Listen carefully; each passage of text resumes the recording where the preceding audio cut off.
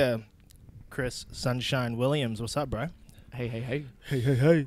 So how I found out about you was actually through Mike, Asgard Mike. You're wearing the T-shirt today. I appreciate it. Oh, I know. It wasn't random, that's for sure. Oh, totally. Yeah, as soon as I saw you wore the T-shirt, I was like, oh, yeah, that's definitely on purpose. And I was going to wear mine today, but I was like, I have a feeling Cris is going to wear something Asgard related, so I don't want to look like a twin right now. I was looking at them, and I was like, which one do I want to wear? They've got this, like, cool one where it's like, don't hate the player, hate the leg locks. And I was like, oh, I'm not feeling that. And then I saw the other one. It was like the traditional Asgard one. I was like, no, everyone's wearing that right now. I'm going to wear the jiu-jitsu one or whatever. Everyone's wearing it right now. But how I found out about you is, through Mike. We do CrossFit together here at CrossFit Magnus, and he was saying, there's this guy, Cris Williams, and he would just say Sunshine. Like, I didn't know who. I was very new to Portland and the MMA scene. And he would just say, yeah, Sunshine. I'm like, is that his birth name? Like, was that given to him as birth? I don't understand. And then I was at sparring like a couple of months ago, and then your name came up again. I was like, who the fuck is this guy? And then I saw you on Asgard looking pretty dapper with the hair and the sunglasses, doing some promo stuff for him. I'm like, oh, geez, this guy's an MMA fighter. All right, cool. So I decided to check you out on the YouTube machine. Found you on ShareDog, all your stuff, because before I get any guest that comes onto the show, I try to do as much research as I can before at least I have a little bit of know. So yeah, I thought I'd reach out to you and just see if you wanted to do the show, and here you are on the couch. So I appreciate it, bro. Yeah, happy to be here. I love talking all the time. Well, I was watching an interview you did a while ago with a little kid. Oh my gosh. I've never been more nervous in my entire life for something than that interview. I think he was like 7 or 6, and I was like, man, I'm sweating right now. Really? Oh, I was sweating. No way. Yeah. He was asking some pretty on point questions too. Like there was no joking around. No, like, he cut straight to the chase. I messed around with him, and he was like, "Look," he gave me that look. This is my time. Yeah. do not mess with me on my time. And then afterwards, he like joked with me a ton, and I'm like, oh, okay, so he's really all business. Yeah. As soon as that that thing goes record, it's all business, man. He wants to know what makes you tick.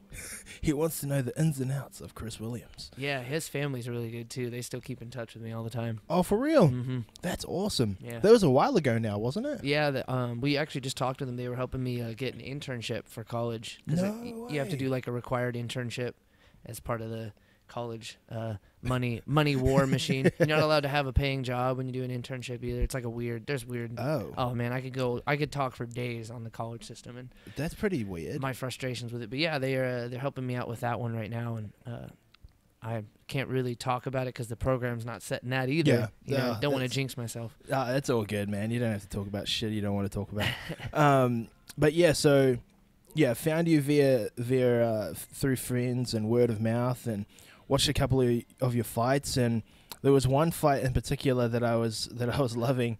I can't remember what fucking fight it was. I left my notes at home. But you're in full mount. No, maybe in his guard. I can't remember. But you were like grounding and pounding him, and you had the biggest smile on your face. But I don't know if that was intentional or if that was just like. That was you just going, but I thought that was fucking hilarious. You're undefeated right now in your Emmy and your pro debut that you had a while ago now. So how does that make you feel, man? Like you're definitely working super hard that I've seen on your Instagram machine and all that kind of stuff. The Instagram machine. The Instagram machine, bro. The all-knowing Instagram machine. Instagram is so powerful, people don't even realize it. It's like perfect for 20 to 30. Maybe even a little bit into the 40s. Maybe. Man, that's a strong maybe. How old are you? 22. 22. I turned 23 in like 2 more months. But yeah, to answer your question, the undefeated thing it's kind of fun in a way. I think I've never really had the mindset. Like, you grow up, if you like think you're going to lose, I think every time I ever thought I was going to lose at something, I lost. Right. So I noticed, I was like, yeah, I'm just going to keep telling myself, I'm going to win. I'm going to win. There's no way this person puts in more work than me. There's no way they're thinking more than me. And I mean, so far, I mean, knock on wood or whatever. I haven't met anyone yet that's managed to keep their cool when they fight me and use their head. I mean, they all end up just doing what I want them to do. Yeah, and even with going back to the interview you did with that kid, I can't remember what the YouTube channel was called, but you described your style as random, like, and I loved that because I was like, yeah, okay, that's pretty weird, but okay. And that was before I watched your fights too, because I just wanted to watch how how you described your fighting style and the interesting answers that you gave to this kid. But yeah, I would totally agree. It's super random. It's sporadic as well. Like it's explosion of movement, but you're very passive at the same time. Yeah. Which I think is very cerebral and methodical as well. But going way back to when you even first started, like the idea of training, how did you even? Because I know you're at Gracie Barra Portland. Mm-hmm. So how did that even come about? What was the defining moment for you to be like, yeah, I just want to do this MMA stuff? So my girlfriend will tell the story a better way, but basically we were in Ashland, Oregon, Southern Oregon. We were both going to college down there, and I was doing I love Taekwondo. I always did Taekwondo. I went through a patch where I was doing college wrestling and then got my butt kicked at Southern Oregon. So then I stopped doing sports altogether. And then one day I watched these like local fights, and there was some local fighter in Southern Oregon. He was just this total prick. I mean, let's call it, this is the guy who graduates college or whatever and sticks around and is like, hey, freshman in college. I'm like, dude, those are basically high school students. Whoa. Yeah. So and I saw this guy and he was getting all this success from a couple of amateur fights. He fought like some fat dudes, and I'm like, no, nothing wrong with these fat guys, obviously, but you could tell like where he was at versus where they were at was different. And I thought, man, if that guy could do it, why can't I? I've been in tons of fights, and I thought that was a dumb thought. And I came home, I told my girlfriend, I said, hey, I'm moving to Portland. And she said, what? And I said, yeah, I'm moving to Portland. It wasn't just like a quick sporadic thing. I wanted to be more challenged in school. I had gotten like a 4.0 that year at Southern Oregon. I wanted harder schooling. I didn't want to just coast through college. I wanted to work harder. Portland State was hard. Same time, this guy at one of the gyms down there was like, dude, go to Gracie Barra. It's this little hole in the wall, and Chael Sonnen trains there, dude. It's the best gym ever. No one knows about it. I was like, all right, cool. So I told her. She's like, that's weird. I was coming to tell you I'm moving back to Portland because our family's in Canby. And it was like, whoa, weird, like, fate. I was like, I guess I got to keep staying with this girl, man. And so I went into Gracie Barra like the first day I moved to Portland. No way. I just was like, it was in the summer right before school started up again. And so it was like July or something. So we're coming up on 2 years now. I walk in there, and Fabiano's sitting behind the desk. I'm like, this dude is big. And I said, hey, I want to, I heard this is, I said, hey, I heard this is the best place to fight. You gonna turn me into a fighter? I don't remember that, obviously, because I've. Is that what Fabiano told you? Yeah, he's like, this guy just comes in and says that, and at the time, I don't know. There's a lot of history here, I guess. Yeah. I mean, I don't know it because I haven't been here long enough. But I guess there was a fight team there, but they had left or whatever. So I came at a time when there was just not a lot of people at the gym. There was a bunch of jiu-jitsu people that were hit and miss, but I was like the only fighter. I mean, Chael was in there on like no-gi classes, so. He started training me, and then this guy I was training with, Austin, he was training with me, and that's kind of where it all started. Crazy. How long ago did you move to Portland? Just under 2 years ago. It'll be 2 years this summer. Craziness. Big moves. Wait, 2 years? That means you've really worked hard within your career of doing MMA within those 2 years. Yeah. Which is pretty rare for most people. You know what I mean? Like if you look at it from like a career, like a job standpoint, and someone like wrote it up, like take MMA and replace it with like computer science or something, right? Someone would be like, whoa, this kid started computer science a year and 8 months ago, and now he's already at this level with this much attention and impressions and eyeballs. It speaks for itself. Yeah, leaps and bounds. Yeah. But again, it's going back to the hard work ethic, you know, like how much hard work are you willing to put in for something that you love? You can't be... And especially with MMA, like it's definitely something you can't be casual about. Can't be half-assed in MMA, bro. You'll get your ass kicked. Yeah, exactly. And like it's that difference between training and competing. Like training for just getting in shape is, you know, that's all well and good. But when you meet that red line as a competitive athlete, you have to go past that red line. You know what I mean? Like that place where you have to keep going when your body just shuts down and, you know, you got, I don't know, fucking injuries galore, but you just go in just to show up and see what you can do. You know what I mean? Is that familiar? That's an understatement. Injuries galore. I think when I think about MMA too, it's not just MMA, it's my whole life. I need challenges. And I think that speaks for everyone, but maybe some people are more comfortable going through the motions. You know, I wasn't comfortable working 9 to 5 jobs. I wasn't comfortable doing the same thing. I wanted to be mentally pushed, so I found a tougher college. I wanted to be physically pushed, so I found a tough gym. And not just a tough gym. I think it's the toughest gym in the area. And I mean, that's not, you know, knocking on anyone else. I just think the level of guys that go in there on a daily basis speaks for itself. There's nowhere else in Portland where you'll get that many veterans of that caliber. And you got big dudes there, man. Yeah, that too. I train with a lot of big guys. You train with a lot of big guys. When Gracie Barra came to, like, when the renovation was going on, they're at the gym that I'm currently at World Class Athletics, and everyone that was just walking into on the mats, I'm like, holy shit, man. Big boys. They're fucking huge. They're no joke. So you're rolling with those guys and you're training with those guys, like, regularly. I roll with everyone. I mean, like, just yesterday, one of my training partners is this guy. He's a 70-pounder, but I mean, he's more of an 85er. You know, I don't remember his last weight cut, but anyways, I mean, dude's 200 pounds. I mean, totally. I think what that does for me too, you know, and then I get like Ricky, and Ricky's like a 35er, so it's like, oh, that's cool. And then, oh shit, this guy's super fast. So it like it throws you off. But like in my last fight, the dude like managed to get me in like full mount from like a armbar sweep. You know, I was a little sloppy and he was super long. And there was this moment I just threw him off me like he was a baby. I was like, hey, I like going with those big guys because it just kind of, I don't know, it toughens you in a way that you can't really train. I mean, you can train it, obviously, go with big guys, but it's something you can't really teach. You just have to feel it. But the thing is that with yours is that you've got like an endless supply of big guys. At most gyms, they'll just have like 1 or 2. Yeah. But your gym is just full of monsters. We just talked about that yesterday at my noon gi class with Professor Warren Brooks. We were like talking. He said, so I'm a big guy. He's like explaining the move that he's teaching. And so then he points to another guy who his name's Fernando. He's like 220. Okay. I was like, so is that a big guy? He's like, no, that's about average. I was like, what the fuck does that make me? Like, what am I, super small or something? You know what I mean? And it's crazy to think about. We have that many big guys at our gym. Yeah, it's frightening, but it's good for you at the same time. You know, you get to feel that strength. So when you go against people in your weight division, it's kind of just like, it's just nothing. Once you feel the pressure from like Ronnie Marks or Fabiano pushing on you, and then you go with someone your size, I kind of laugh. Like sometimes I'll laugh out loud and that'll piss them off. But like I laugh internally. I'm like, nothing you can do will hurt me. These like smaller guys, they're even like maybe a little bigger than me, and they're like trying to crush me with their shoulder. I'm like, this doesn't hurt. I've had a 300-pound man crush my soul. Yeah, totally. It's just another day in the office type deal. Exactly. You know what I mean? And you gotta love it.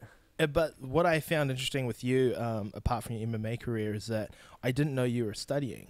So I know, like, studying is just such a fucking drag. A drag. It's a massive burden that you kind of have to do every day. And I remember, you know, my wife in New Zealand, she was doing her masters, so she had to balance Muay Thai with like her doing her master's degree, and it's like, even then, when you have to get some study in before you go to training, it means like getting up at like 4:30 to 5 a.m. just to get a couple of study in and then go to training. Yeah, something like that. Yeah. So so what I wanted to ask is like, how do you balance your training schedule, because you're in your pro career now, with your study?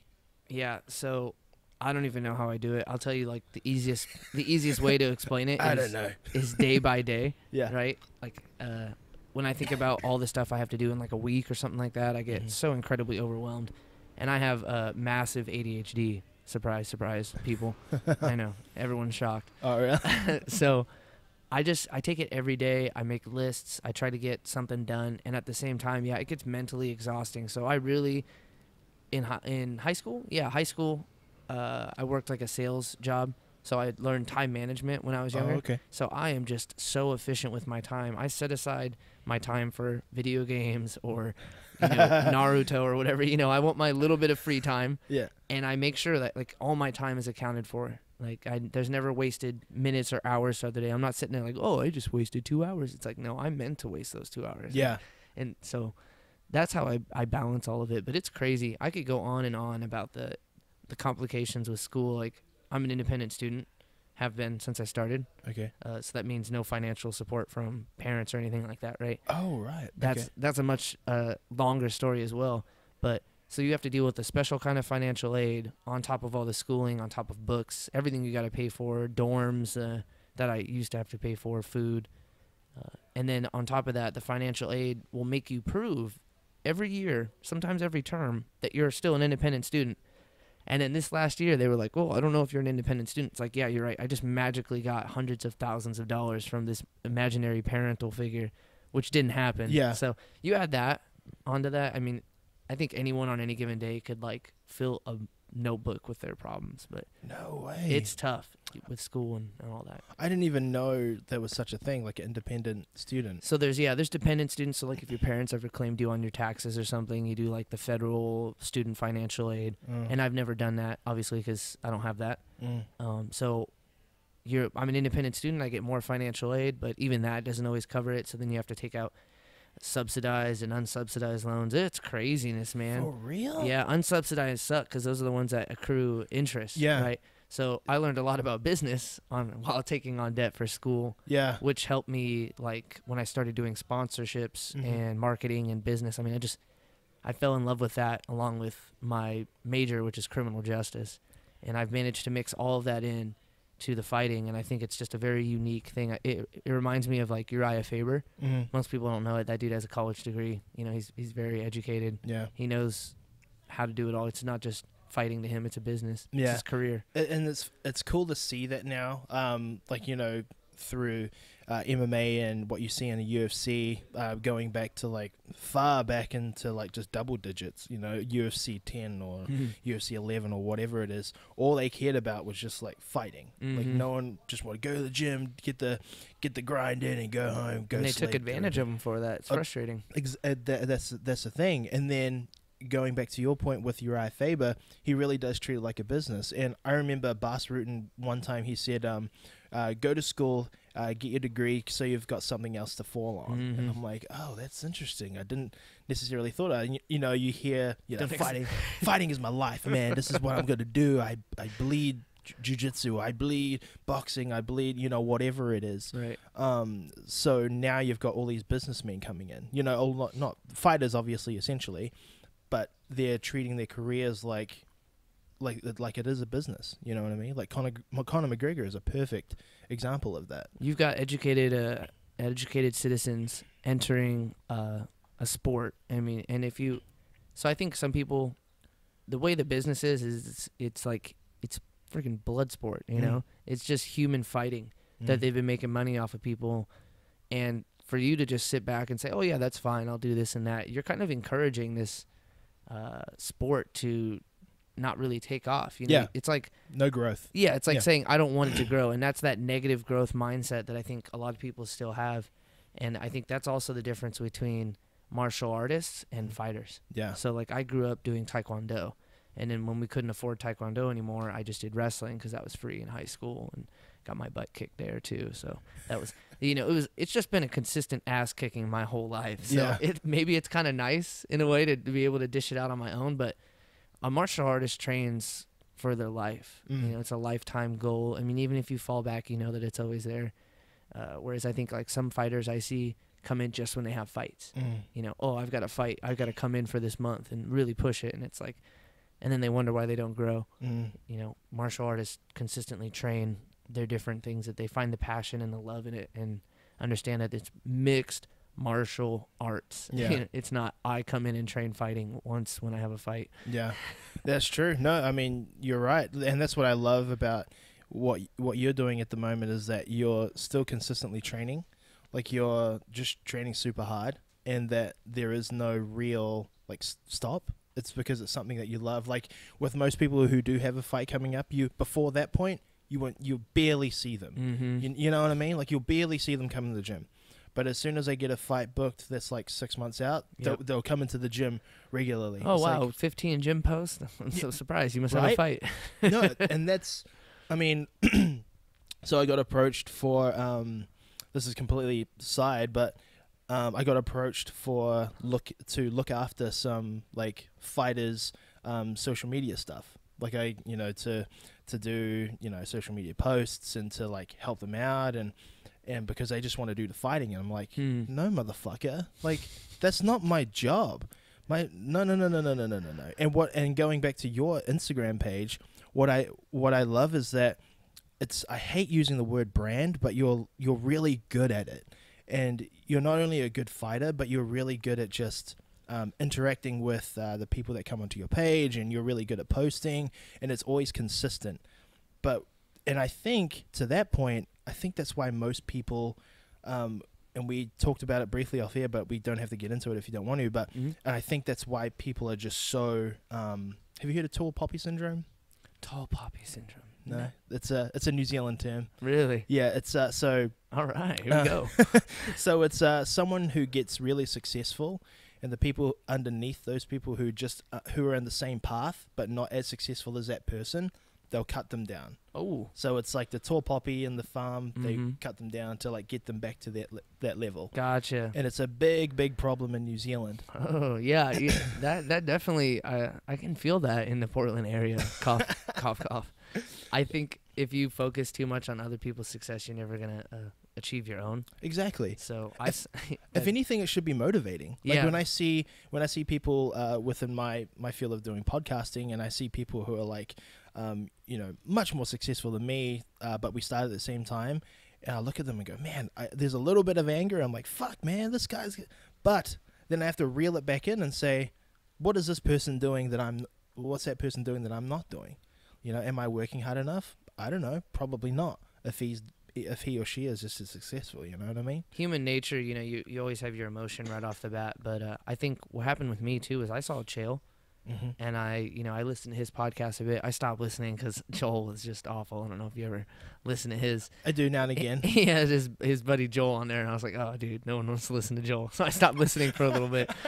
And oh, Joel. I watched what Chael did, and I thought, okay, instead of just being like, oh man, I'm so jealous, I was like, all right, why don't I try to emulate that in my own way and do my own thing? And then I looked at all the other stars of it, and not just the regular stars, like the educated stars, not just the guys that are like, I beat people up for a living, and now I'm famous, but I still don't know what I'm doing because people just hand me money. Right. I looked at the people who earned it. So, like, even Paige, we have Paige at our gym now, and she is incredibly smart, especially with marketing and brand. I mean, so just pick some people, watch them, and instead of hating on them, maybe ask them a question. Exactly. How are they doing it? How can, exactly. Asking them questions about how they can elevate you with what you want to do. And I saw on that you got a video, like a promo video coming out pretty soon. I saw like a little highlight clip on your Instagram page. Yeah, so I'm working with this media production company, I guess. I don't know what the right word is for them, but they're called Inflight Productions. Okay, cool. And they love to do like passion projects.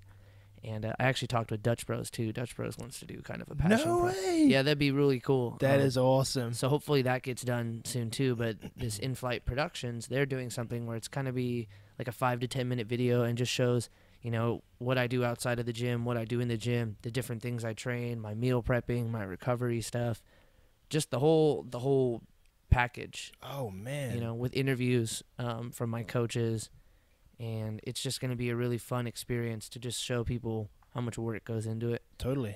And yeah, they released a little promo video, like a little trailer, but they're not going to release it until I have my next fight. So people are going to be on the fence. Like they've been asking, they're like, what's going on? What's going on? So the next fight, they're going to be there and film the fight and then edit, a highlight. Everything together. Yeah, exactly. And put it all together, and it'll just be so cool, so rewarding. Did they approach you to do it? Yes, they did. Yeah. No way. Yeah, it was really nice. See, it's cool like that. I was actually talking to Mike about this the other day.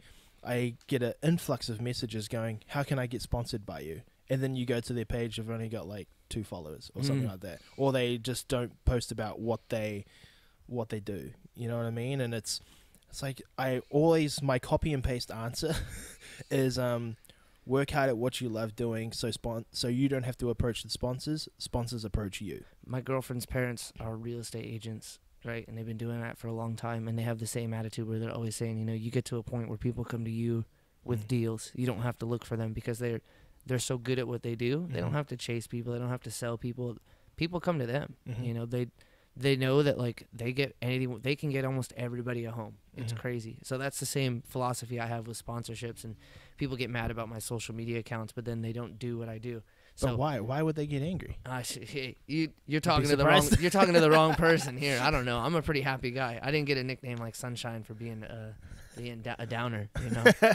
But tips too are just like the right pages, post the right hashtags, follow the right people. And, I don't know, if you really want to be a real, I don't know what the right word is, you could follow a ton of people. And then if they don't follow you back, I'm following them. And if they're not liking your stuff, unfollow them. I mean, it's America. You can do whatever the fuck you want, It's America, people. Exactly. Get a grip. Do what you want here in America, man. Unfollow, follow, like, hashtags, all that stuff. I saw a meme too, and I just feel like I have to put it out there to all of you people that aren't in relationships, and you guys are playing around with each other, and we might be on the brink of World War III, so you just need to stop playing around and send those nudes. All right. That doesn't apply to me. Don't send them to me because I'll just get in trouble. Okay? Thank you. Just send those nudes, guys. Send them to whoever you're playing around with. Don't play games. Just send the nudes. That is too funny. It was a good one, man. I remembered it. I don't know who made that meme, so props to them. Hey, man, we're on the brink of World War III. Just send them all out, man. Stop playing. Stop fucking around. It's too fucking good. It's too good. So going back to you, so you got to a point in your MMA career where you were, undefeated. Your one fight that I couldn't find on YouTube was the pro fight that you had. But I tried to find it so badly. I was like, you won't. I won't. They won't release it. They're a lot of these promotions have like used car salesman techniques where they try to bully you, and they wouldn't send me the footage of the fight. I asked multiple times. No way. Yeah, I mean it's crazy. I mean there's actually a couple of fights that I haven't seen. Like one is on Flow Combat, like the Flow guys. They recorded my 5th amateur fight, I want to say, or my 6th one, where I fought for the 55 belt. And I still haven't seen that video, and they were supposed to show that. And I even paid for the membership to look for it, and I couldn't find it. And no way. Yeah, so I paid like $20 for a month membership to look for it. So like you can't find that. You can't find my King of the Cage one because King of the Cage makes you sign a big old contract saying, no, we control your media. Yeah. So it's really funny. Like I think of like things that people could do that would make fighters love them so much more is how about you just share the stuff that they actually, they put their blood and sweat and tears and emotions into the cage, and you can't even show their video. I think it's money, bro. Make assholes, dude. I know, but they already make so much money, right? I had a problem with a promotion one time. It got pretty viral on the internet because they tried to bully me, and I just called them out on it. I just don't have time for that, dude. Who was it? I don't like saying people's names. It gives them power. Yeah, fair enough. There's power in naming people, but I won't name them. But basically, these promotions make a ton of money, and then they offer you, like used car salesman techniques. They try to offer you a certain amount, and then get you for less, and then try to switch stuff up on you and switch opponents. And I think if you switch an opponent on someone last minute, and especially if that opponent has more fights, so you're talking a different opponent, a more skilled opponent, more risk, less reward, and you're not offering more cash, you're out of your mind, dude. Yeah. Especially because I'm doing you a favor. There's so many places to fight in the world. Are you kidding me? And plus, you could have easily just backed out if you wanted to. Yeah, too. Exactly. And I have done that. I've done that. Oh, really? Like I've done that a few times actually, because I believe that patience is key, and find the right fight. And it's not picking your fight. It's knowing your worth. If you ask for pennies, you get pennies. Knowing your worth, that's the one. And not a lot of people who put a lot of work into things that they do really necessarily know their worth. Yeah. Because they're not told that. Don't put so much time into something and then take $1 for it, you know what I mean? Like, come on. Yeah, dude. Man. We ain't strippers out here, okay? Even strippers make good money because they value themselves. Fuck yeah. That is so true. I just learned that the poles spin. I did not know that. Yeah, so, okay, there was this this Instagram page I follow. It's like the Tasteless Gentleman, I think. Okay. It said, when you find out the stripper poles spin and not the strippers. So the actual stripper pole spins. They're just holding on to the pole. They're just holding on to that. I thought they were like very gifted, you know? And my girlfriend's like, no, what'd you think? Do you think some of those big girls can really like spin like that? Are you kidding me? Yeah. I thought so too. I was like, that's why I give them my money. Because they earned it. That's some work. That's what I would think. Nope, the pole spins, dude. No Santa Claus isn't real. Oh, jeez. What? Yeah. Oh. And that's what the friggin' page said, man. You're dropping bombs on me right now, man. That is pretty buzzy, though, that the pole spins. Yeah, I know. We got off track. I'm sorry. But No. You're fine. they know their worth, but the pole spins. Hey, man, know your worth? The pole spins. Pole spins. But no, you're totally right. Like, you have to know your worth. Like, you're putting X amount of hours into training. You know, you're like getting up at insane times to go to training. The travel to training, like it all adds up. And when it comes down to like signing contracts and you're just getting paid like nickels and dimes, I'll tell you, like $500 is what they offer a lot of people. No, Can you believe that? Could you imagine getting in and fighting someone and risking like, you know, who knows what for $500? Is that just to show up? Yeah, that's to show most of the time. And sometimes it's even less to show, and then they try What? sometimes it's even less, and they try to give you win bonuses to entice you, or they'll make you sign like multi-fight contracts and stuff like that. Like, I don't know if I'm allowed or I'm supposed to talk about it. Maybe there's some kind of etiquette, like don't talk about this and that, but I'll tell you what, man, I think the more educated people are on things, the better the business will be. Yeah. I remember in New Zealand, me and my friend Israel Adesanya, if you're watching, Israel, I remember we traveled a long way to get to, you know, this one fight. It was an 8-hour drive. It was just me, Israel, and my friend Denny. Yeah, his name's fucking Denny, man. Denny.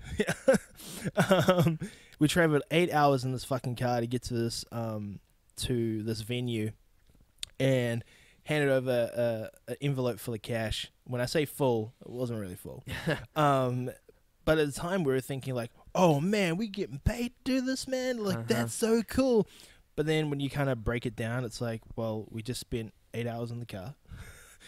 You've spent X amount of hours in the gym, and we're here for the entire weekend where we are paying for our own hotel. Mm-hmm. Starts adding up. Yeah, and then we were kind of like, shit, we ran out of money to pay for this hotel, so we had to actually go to a kickboxing gym in the city to sleep in their cage. Gosh. Yeah, I grabbed the Thai pad as a pillow. Oh, yeah, man. all the bad stuff. Yeah, time is money, dude, and I'll tell you what, people don't understand that.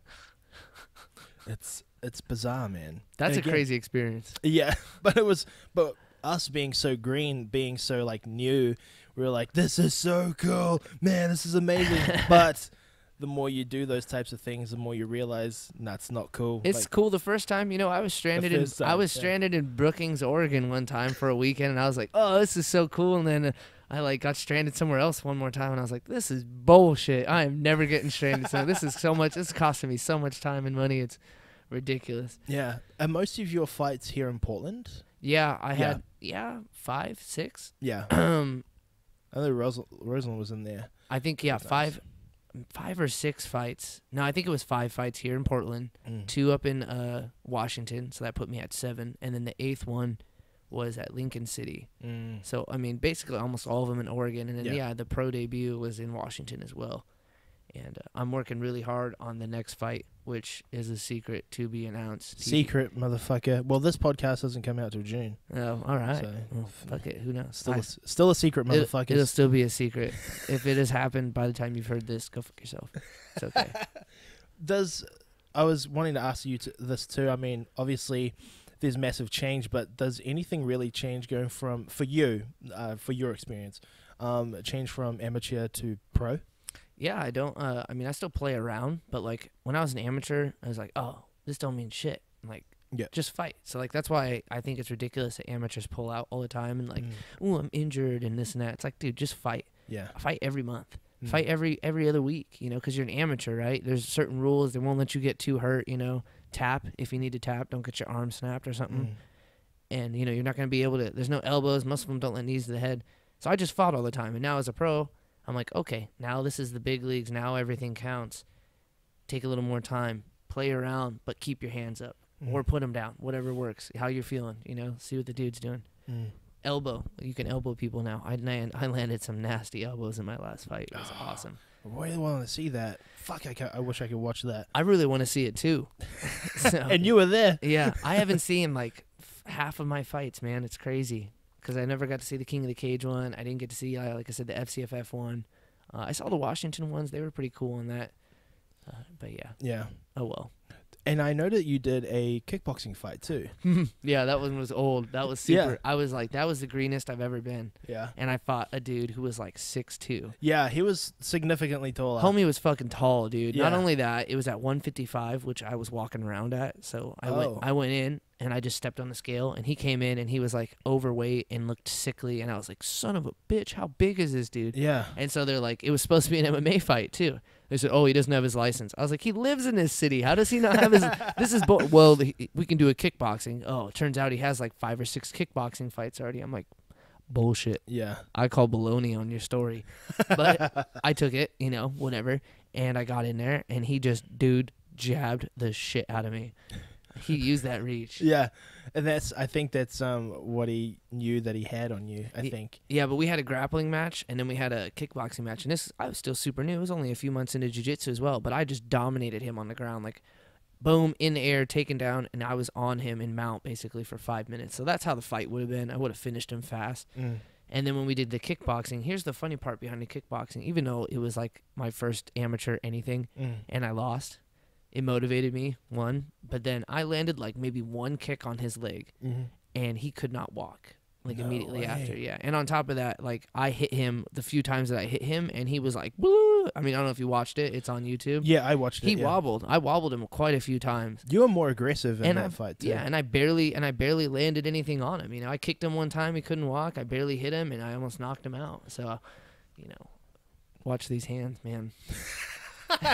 Hey man, wash these hands, motherfuckers. We collided at one point, like we butted heads, and that's actually why I have this little scar on my eyebrow. Oh no way, that was from that guy. I've never been really hurt in any of my fights, but yet this one kickboxing amateur fight against this Skeletor motherfucker scratches and scars me for life. Fucking guy. Skeletor. Stop being so tall. Fucking guy. My teammate ended up fighting him in an actual MMA fight. Oh yeah? Yeah, like maybe 2 months after that. And that kid ended up getting like better or something in the next few months because he held out. Like my buddy just ground and pounded him for 3 rounds, dude. Yeah. Smothered him and just, yeah. No way. Yeah. So he ended up getting his revenge for me, and I was like, oh, that's fine.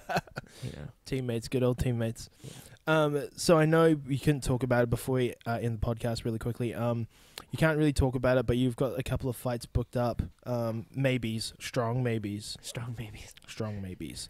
But what do you want to do for 2017 and beyond for your career, and not just within MMA, but I know with your studies? When do you end up with your studies? Oh, so I graduate on Father's Day. It's my commencement ceremony. Oh no way! Yeah, it's at the Motor Center. It's gonna be really cool. I got my the Motor Center? The Motor Center is where they're holding the graduation ceremony. That is sick. I got my cap and gown and my tassel and my little sash and my graduation thank you cards and stuff like that. So it's going to be really fun. Tickets are like $9, so if you really want to come, I highly recommend that someone shows up with like a group of 8 people, I'm going to assume, and spells out sunshine on their body.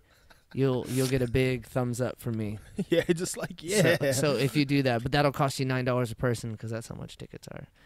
That's not bad. No, it's not bad at all. Come on now. I've got a lot of good friends and family coming, and yeah, so I graduate in June, and hopefully by that time, my new secret project that I'm working on will have taken off into fruition, and I'll have a much nicer income. That's the right way to say it. More flexibility, financial freedom, I guess. So I won't even. We'll see.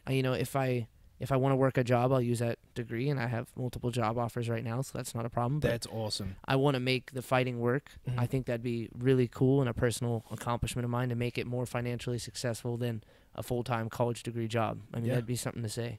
That'll be awesome, man. That's awesome that you got job offers already. Oh yeah, it's pretty awesome. It's actually, I don't like to think about it too much because it makes me feel too grown up. I'm like, oh wow, this is cool. But I want to try to get in 3 more fights by the end of the year as well. You know, end the year with a nice, good 4-0 record, and then 2017 is going to be huge, and then 2018 will be even bigger. It's just a big hype train. Sweet, man. Yeah. No, I'm stoked to have met you through the weirdest way possible. But because of Asgard, because they're so cool, dude. Oh, I don't know that owner. He's a bit of a shifty guy. He's got a beard and that's ferocious, like black beard. No, but that's through Asgard, and what Asgard is doing is super super cool. I love. I had Mike on the podcast too, and just to talk about his business because I think he's such a cool. What he's doing to support athletes and fellow athletes, it's refreshing. You know what I mean? And going back to tall poppy syndrome, he is that guy who's just going to elevate the shit out of people. Oh, he strokes the tall poppy. He strokes it. He strokes the tall poppy. And he waters it, yes, indeed. He's a good guy, man. You just don't meet a lot of genuine people like him. Yeah, man. he's a cool dude. Before you go, anything you want to follow you on Instagram, all that kind of jazz? Yeah, it's Krispy Kreme, you know. K&K, not C&C. Yeah. Not KKK. It's not that. No. Be no bueno. It's just Krispy Kreme. Crispy_Kreme. That's right. And follow Asgard. You know, they're cool too, man. Asgard 503, and follow this guy and his other stuff. Oh, man. He already knows. Oh, he already knows what it is. Oh, you don't have to do that. Thank you, sir. But yeah, thank you very much, Cris, for being on the show. I truly appreciate it. Yeah, no problem. It was fun. Bye-bye.